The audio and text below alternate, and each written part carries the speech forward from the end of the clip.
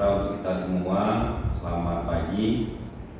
Dalam kesempatan ini izinkan saya menyampaikan pernyataan diri dosen untuk unjuk kerja Tridharma Perguruan Tinggi dalam bidang pengajaran. Perkenalkan, nama saya Asrar Aspia Manurung, SPD MPD. Saya dosen di program studi Sains Data, Fakultas Ilmu Komputer dan Teknologi Informasi, Universitas Muhammadiyah Sumatera Utara. Saya mengajar sejak tahun 2019. Di Prodi Sains Data saya mengampu beberapa mata kuliah, salah satunya Statistik Komputasi dengan bobot 3 SKS. Mata kuliah ini merupakan mata kuliah wajib yang diajarkan pada semester 2. Dalam kesempatan ini saya akan menjelaskan deskripsi mata kuliah Statistik Komputasi yang saya ajarkan di kelas. Mata kuliah ini adalah mata kuliah yang membahas tentang penerapan statistik dengan dukungan komputasi untuk menganalisis dan menginterpretasi data secara efisien dan mencakup dasar-dasar statistik, eksplorasi data, simulasi statistik, metode numerik, serta penggunaan perangkat lunak statistik. Mata kuliah ini bertujuan untuk membekali mahasiswa dalam keterampilan pengolahan data melalui analisis statistik modern dan mengembangkan algoritma komputasi guna mendukung pengambilan keputusan berbasis data. Saya akan jelaskan capaian yang diharapkan pada mata kuliah ini. Pertama, memahami konsep dasar statistik dan penerapannya dalam analisis data berbasis komputasi. Kedua, menerapkan teknik komputasi statistik dalam mengolah dan menganalisis numerik dan kategori.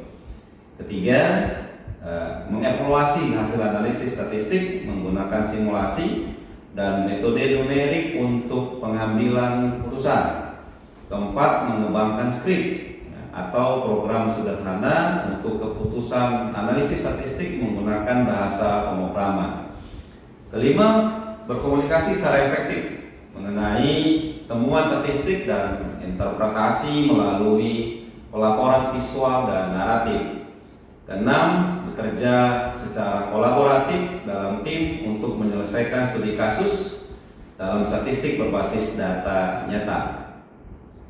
Baik, selanjutnya saya paparkan materi pembelajarannya. Dalam pencapaian tersebut saya menyusun beberapa materi ajar dalam berbentuk buku ajar yang referensinya saya ambil dari berbagai sumber, baik sumber secara nasional maupun internasional. Mahasiswa akan diberikan topik-topik yang akan diajarkan selama 14 kali dalam 10 bahan kajian. Pertemuan yang dilakukan secara offline atau tatap muka langsung dengan mahasiswa maupun menggunakan Learning System Management, e-learning atau LMS. Adapun bahan kajian yang pertama saya paparkan, pertama, pengantar statistik komputasi dan peran dalam analisis data. Selanjutnya, kedua, dasar-dasar statistik komputasi. Ketiga, metodologi dan teknik dalam statistik komputasi. Lalu keempat, ada perangkat lunak statistik komputasi. Lalu ada poin kelima, aplikasi statistik komputasi di berbagai ilmu. Keenam, evaluasi kritis terhadap statistik komputasi. Ketujuh, statistik komputasi dan konteks historis. Kedelapan, masa depan statistik komputasi. 9, pemrogram dasar statistik menggunakan Python. 10, big data statistik atau pengantar data skala besar. Saya akan jelaskan sistem pembelajaran mata kuliah. Jadi pembelajaran yang dilakukan merupakan pembelajaran secara langsung atau tatap muka selama 14 kali pertemuan. Dalam pembelajaran, metode pembelajaran yang saya gunakan menerapkan pendekatan student center learning, di mana saya menggunakan beberapa panduan pembelajaran yang seperti kooperatif. Saya juga akan menggabungkan metode problem based learning. Saya juga akan gabungkan menggunakan contextual learning dan inquiry. Dan ini nanti akan dikolaborasikan juga dengan penggunaan LMS. Interaksi yang dilakukan di kelas pastinya interaksi dua arah antara saya, dosen, dan mahasiswa, baik interaksi langsung maupun interaksi melalui LMS. Di dalam LMS juga sudah diakomodir pembelajaran aktif, pembelajaran interaktif, juga sudah disampaikan materi-materi, dan juga ketika kita belajar secara langsung juga sudah langsung untuk berdiskusi bersama mahasiswa. Nah, dalam proses diskusi mahasiswa nanti akan diarahkan berdiskusi melalui forum diskusi, membahas materi-materi, membahas persoalan-persoalan yang muncul ketika kita membahas statistik, dan forum ini juga akan dilakukan secara aktif bersama mahasiswa dan bersama teman-teman mahasiswa yang lain secara lisan maupun secara tulisan. Setelah diskusi, maka nanti akan ada proses yang namanya latihan. Latihan ini berfungsi untuk mencapai target yang diharapkan dalam proses pembelajaran. Setelah proses pembelajaran nanti berlangsung, kita akan sampaikan project, sehingga nanti mahasiswa akan lebih aktif, lebih mendalami materi yang sudah disampaikan di dalam kelas.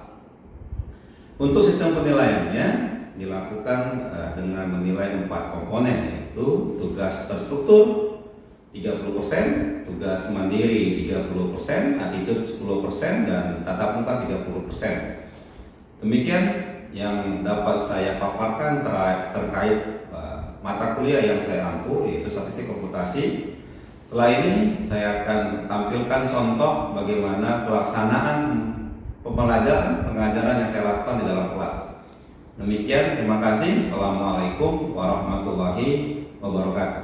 Waalaikumsalam warahmatullahi wabarakatuh. Selamat siang, salam sejahtera untuk kita semua.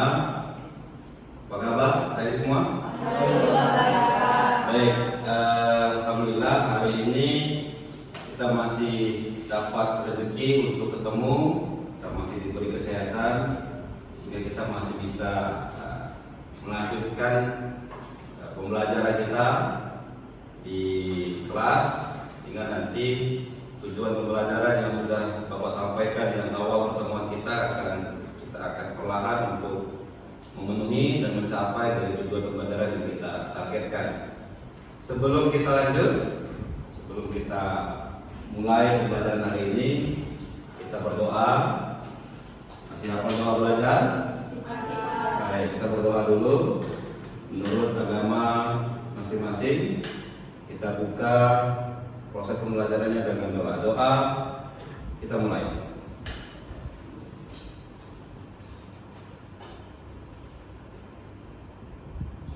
Doa selesai. Baik. Karena ini pertemuan yang sudah kita lalui materi awalnya kemarin, kita kemarin membahas tentang statistik komputasi dengan tema kemarin sudah masuk kepada statistik kuantitatif. Jadi di statistik kuantitatif yang lalu, ntar Bapak tampilkan.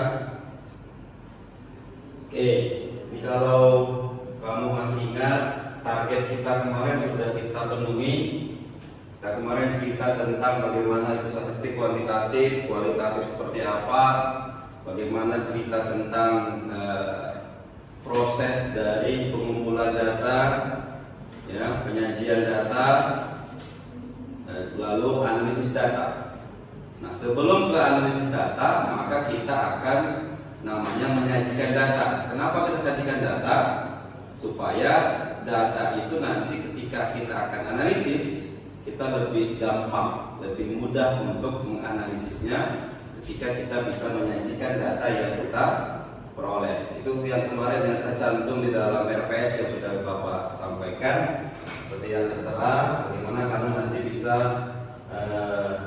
membuat dan menyajikan data yang bagus, sehingga ketika data itu kita tampilkan, kita bisa menganalisis dan memahami apa proses yang kita ingin lanjutkan. Oke, saya bertanya dulu nih, yang lalu kan kita yang lalu proses dalam penelitian, kita kan ada tahapan itu. Pertama, kita ketika mau meneliti satu proses, kita akan yang namanya mengumpulkan data. Mengumpulkan data. Kira-kira bagaimana cara kita mengumpulkan data? Kemarin ada berbagai macam cara. Ada yang bisa jelasin cara kita mengumpulkan data? Silakan. Pertama, sebelum kita mengumpulkan data, alangkah lebih baiknya kita harus mengetahui jenis data apa yang kita gunakan. Ya. Jadi ada data kualitatif dan ada data kuantitatif. Nah, kalau data kuantitatif itu biasanya membutuhkan data yang validasinya benar-benar nyata atau asli. Jadi kalau untuk data kuantitatif harus terjun langsung ke dalam lapangannya. Sementara kalau untuk data kualitatif itu data yang bisa kita peroleh datanya seperti dari Kaggle dan lain sebagainya. Oke, ingat kemarin ada data kualitatif dan ada data kuantitatif. Nah, bagus. Jadi Indah jawab dengan tepat. Kalau kita sederhanakan kemarin ingat, kalau kualitatif bentuknya deskripsi atau angka. Kalau kualitatif angka atau deskripsi. Yang angka yang mana? Kuali atau kuanti? Kuanti. Berarti kalau kualitatif maka data yang kita akan ambil berbentuk angka, gitu kan? Sedangkan kalau dia kualitatif, data yang kita akan ambil berbentuk deskripsi atau penjelasan, gitu ya. Sehingga dari sini kita baru bisa jabarin tuh gimana cara ngambil datanya dari tempat tinggalnya ke kampus. Itu kira-kira nanti berbentuk apa datanya? Kuantitatif. Berbentuk apa? Caranya gimana ngambil datanya? Ukur jaraknya. Ukur jarak. Terus cara. Ada yang dijawab? Cara kamu ke kampus naik apa? Naik motor. Terus yang lain? Naik angkot. Jalan kaki. Nah, poin-poin itu kan data. Kalau kita kumpulkan itu angka atau deskripsi, penjelasan? Penjelasan. Berarti itu hampir nanti ke kualitatif. Kalau saya bilang, saya mengecek nih kira-kira tinggi badan rata-rata pro desain data itu berapa? Itu data apa? Kuantitatif. Karena yang kamu peroleh adalah angka. Itu kan? Ada yang bertanya? Silakan. Dari yang jelasin tadi, yang materi yang terdahulu. Cukup? Cukup. Oke. Nah, karena tadi kita cerita kuantitatif angka, maka tadi kan kita sudah cari itu datanya. Gimana cara menyajikan angka? Ada berapa cara dengan menyajikan data angka? Oke. Misalkan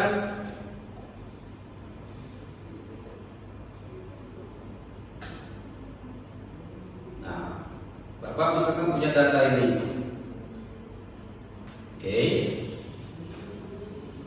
Ada 30 orang dengan berat badan. Berarti dengan kata lain data yang Bapak sajikan ini adalah data 30 orang dengan berat badannya. Gitu ya. Kalau begini bisa nggak? Gampang nggak kamu memahami data berat badannya?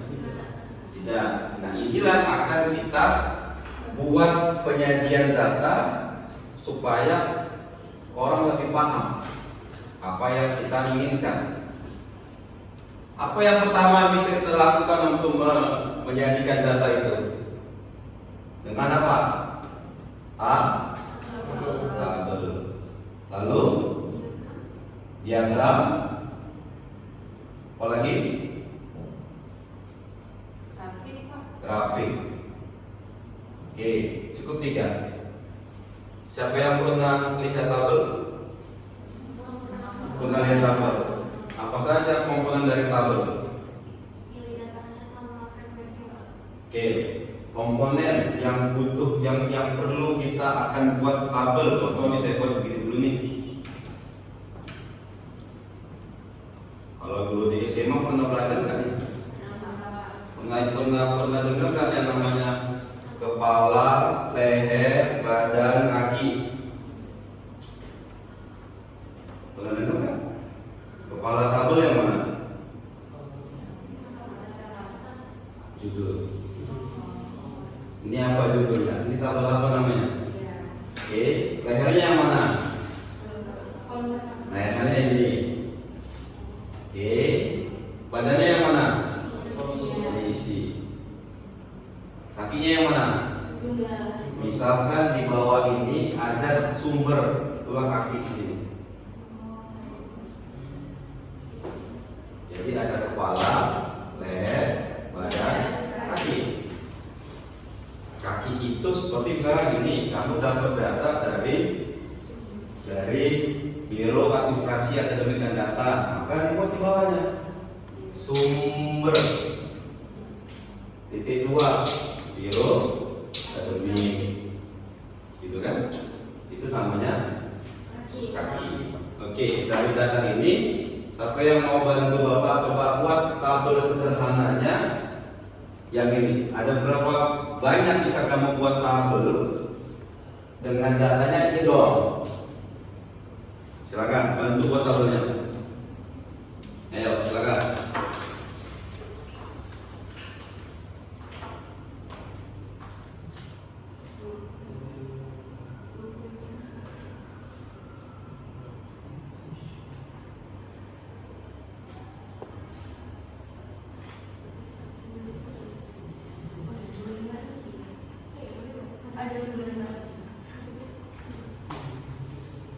Nanti kalau ada opsi yang lain, silakan.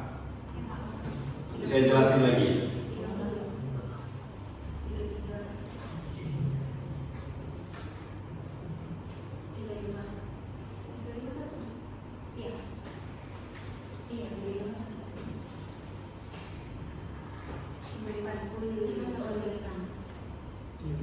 Oke. Buat aja dulu, nanti kita teliti.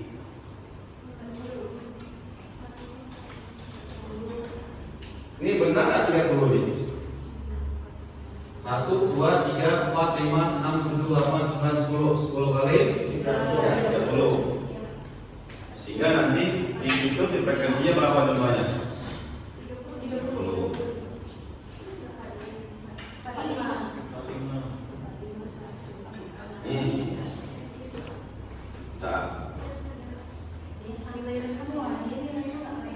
Oke, buat dulu, ntar saya jelasin. Ingat pertemuan yang lalu kita ada bahas tentang ada 2 jenis data, data tunggal, data kelompok. Penyajian data juga kedua, menyajikan data tunggal dan menyajikan data kelompok. Kalau yang disajikan sama teman kita ini data kelompok karena menggunakan bahasa frekuensi. Kalau data kelompok berarti nanti ceritanya ada rentang.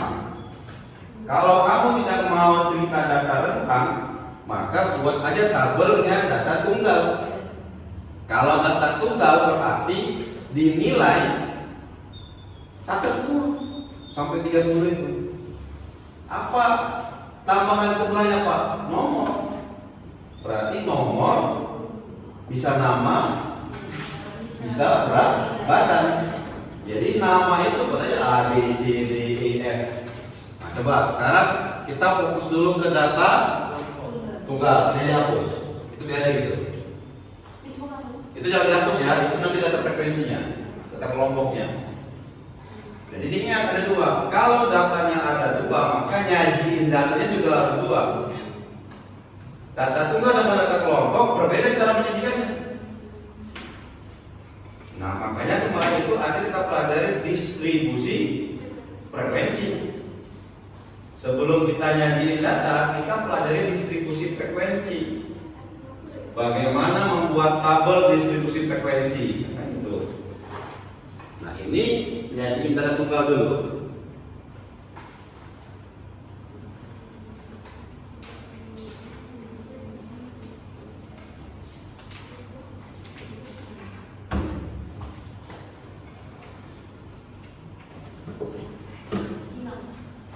Apa hilang?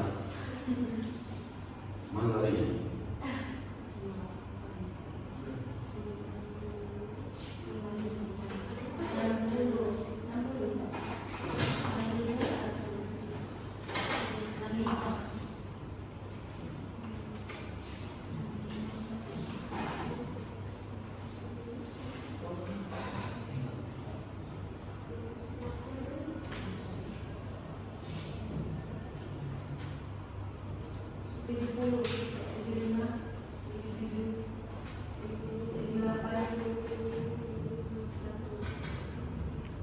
Coba bantu satu orang ke depan.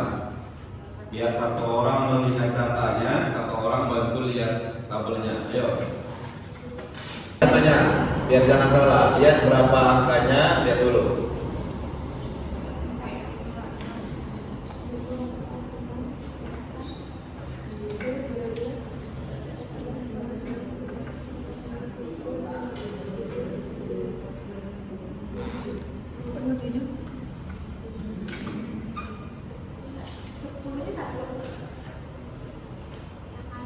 Nya satu.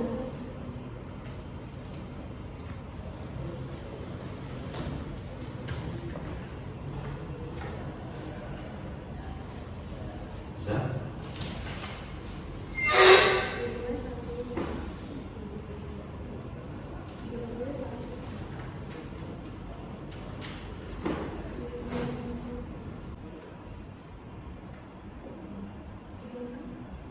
Dua lagi. Yang lain sambil dicek berapa yang sulit. 48 udah. 1 78 1 75-nya 3. 70-nya 1 75-nya 2. 3.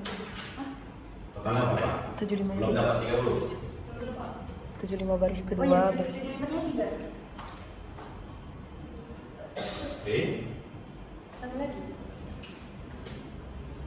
77-nya berapa? 1 Pak. 1, 78, 1 1, 79, nggak ada. 80, 3. 80, 1, 2, 3. Oke, 85, 85 1 90 1. Itu enggak? 90, 1, 14 itu. 95, 14 itu men.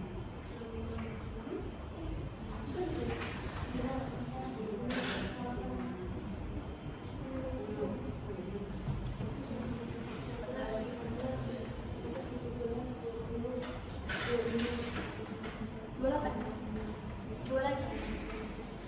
ayo, gimana slipnya?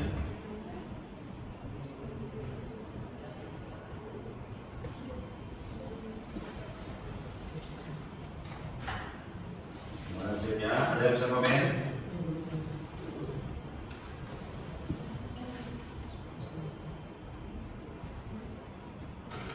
Slipnya di mana, Bu?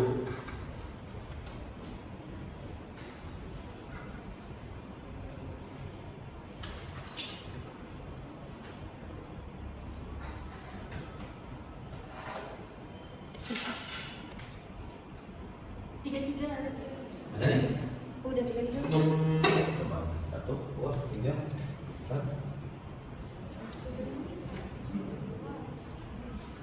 Oh, ini kurang. Kurang angka dengan ini kurang.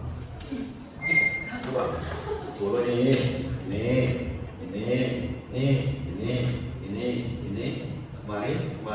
Kemari. Gimana? Kurang. 551. Nah, coba cek dulu mana yang kalah, jangan salah itu. Coba sebelumnya 1. Nah, mana yang salah? Jumlahnya kurang itu. 31. Nah. 31. Nah, 51. 45, 1. 50, 55. 155. Ada coba dulu aja.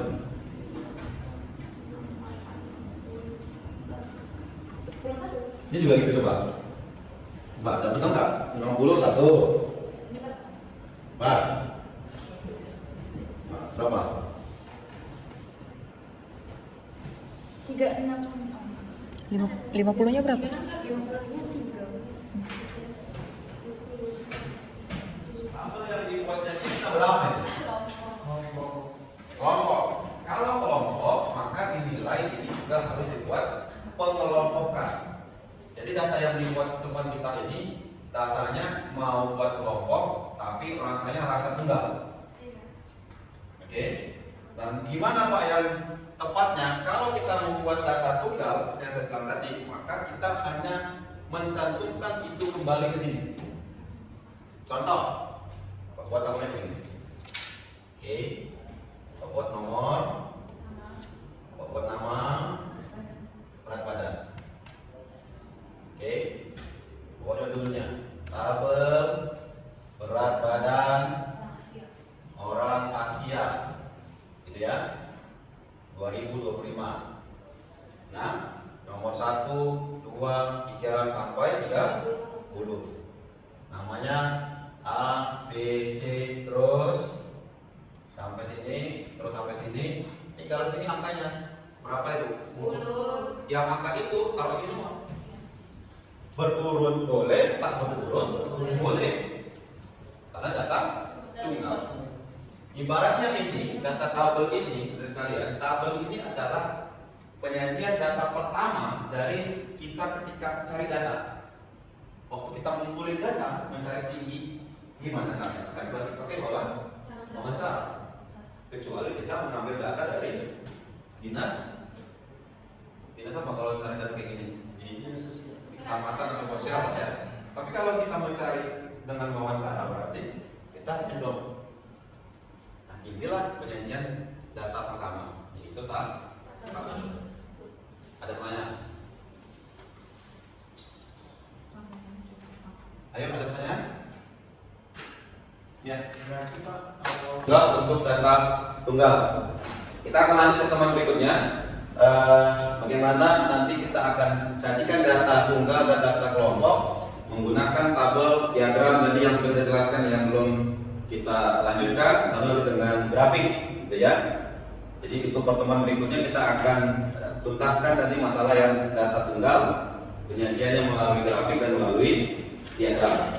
Nanti kamu baca dulu modulnya yang ada di e-learning, jangan lupa nanti dicek dulu sehingga nanti minggu depan ketika kita masuk kembali kamu sudah ada gambaran apa yang akan kita pelajari di minggu depan. Ada pertanyaan sebelum kita tutup? Tidak ada. Baik, sebelum kita tutup jangan lupa absensinya nanti di e-learning seperti biasa. Di e-learning. Nah itu nanti di e-learning seperti biasa nanti diisi dulu absensinya pertemuan kita hari ini. Nanti tugas silakan nanti di upload di kolom tugas yang ada di e-learning.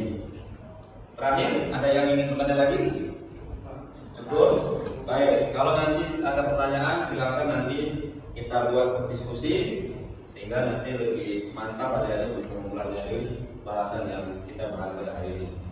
Sebelum kita tutup, kita berdoa agar yang hari ini kita lakukan bermanfaat dan nanti bisa kita menambah pengetahuan kita semua. Berdoa mulai.